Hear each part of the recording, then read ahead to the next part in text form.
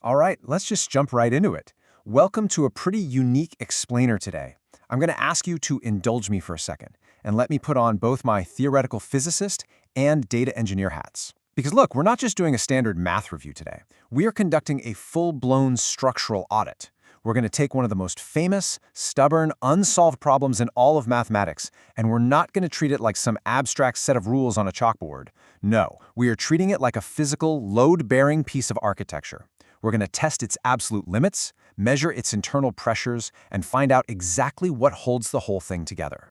So, to get us in the right headspace, I want you to think about this question. What if numbers literally weren't abstract? What if they were a physical structure that we could touch, measure, and, well, break? Just imagine prime numbers, right? Not as these chaotic, random blips scattered across a number line, but as the atomic building blocks of this massive, perfectly engineered bridge. And hey, if it's a bridge, it's got to have structural integrity. It has to have tensile strength. That is exactly the mindset we need today. We're tossing out the standard theoretical playbook and bringing a hardcore physical stress testing approach to the very foundation of math. Now, what we're analyzing here is the Resolution Manifesto.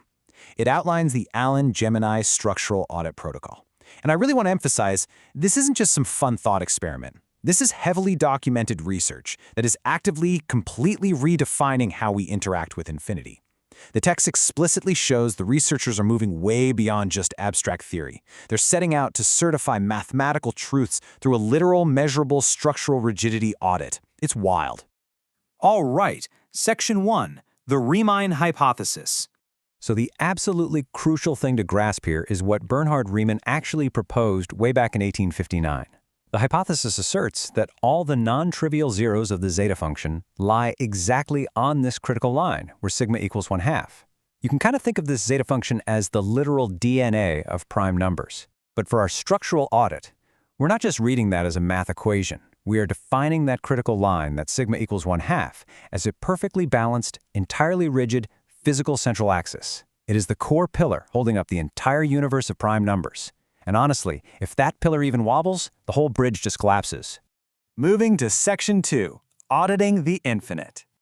Now, there is this sheer, almost invisible force keeping this whole mathematical structure intact. The research lays out what they call Allen's metrics, and they're detecting 3 critical constants here, almost like they're measuring subatomic physics. First up, structural symmetry. They measured it at 10 to the negative 17th power. To put that in perspective, that means the precision of our central axis is absolute on a subatomic scale. It's crazy. Then second, they clocked a vacuum pressure of 10 to the negative 91st power. That is this unimaginably tiny, infinitesimal force acting right at the dead center of the axis just to stabilize the whole field. And finally, we have Allen's entropy, measured at 1.06. Speaking as a data engineer, when you see a low entropy index like that, it proves definitively that we are not looking at chaos. We are looking at a highly organized, deeply structured, and just beautifully ordered system.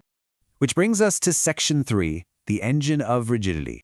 Okay, so the beating heart of this structural proof is what they define as Allen's rigidity, which is denoted by a K with a double prime.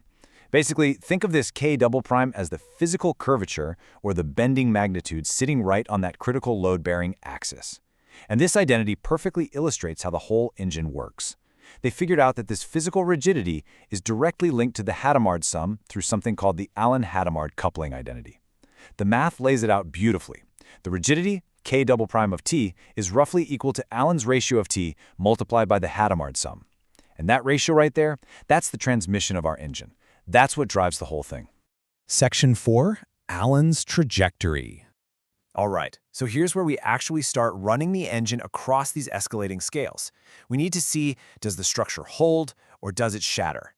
At the 1,000 scale, so 10 to the 3rd power, our initial ratio of Allen kicks in at 143,572. Okay, the engine is humming nicely. But then we push the throttle. We jump straight to the million scale, 10 to the 6th power, and bam! The data shows the ratio spiking to 320,114. The protocol actually calls this the point of peak structural tension. And I gotta tell you, as a data engineer watching these metrics, this is the exact moment where you can almost hear the metal groaning. The bridge of primes is vibrating violently. This is literally the moment right before a catastrophic breaking point. And that leads us to Section 5, the steel constant. So, we push the scale even further, all the way up to 1 billion. 10 to the 9th power. And suddenly, out of all those chaotic vibrations, Allen's ratio, that massive transmission force, it settles. It doesn't break. Instead, it drops into this perfect asymptotic stabilization, exactly here, at 257.95. 257.95. That number right there is the structural bedrock. It is literally the steel constant of prime numbers. By stabilizing so perfectly at the billion scale, the Alan-Gemini protocol proves that the zeta function's engine can actually handle an infinite load. And why? Because the ratio of Allen doesn't just spiral out into some infinite chaotic loop, it forcefully anchors itself at a finite measurable parameter, 257.95. This is the steel constant, guys. It provides ultimate structural rigidity, and it proves, once and for all, that the universe of primes is a perfectly engineered, low-entropy reality. Which leads us to a seriously paradigm-shifting conclusion. Think about what we just did. We took a mathematical theorem, treated it like a physical object, stressed it to the absolute billionth degree, and we found cold, hard steel holding it together.